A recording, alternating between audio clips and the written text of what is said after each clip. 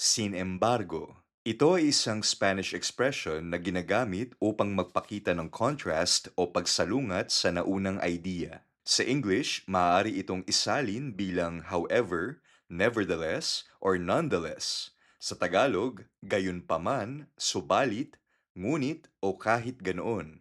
Sin embargo, mga halimbawa sa pangungusap. Estudié mucho, sin embargo, no aprobé el examen. Nag-aral ako ng mabuti, gayunpaman hindi ako pumasa sa exam. Quería salir, sin embargo, empezó a llover. Gusto kong lumabas, subalit nagsimulang umulan. El trabajo era difícil, sin embargo, lo terminamos a tiempo. Mahirap ang trabaho, gayunpaman natapos namin ito sa oras. Tiene poco dinero, sin embargo, siempre ayuda a los demás. Kaunti lang ang pera niya pero tumutulong pa rin siya sa iba. Sin embargo.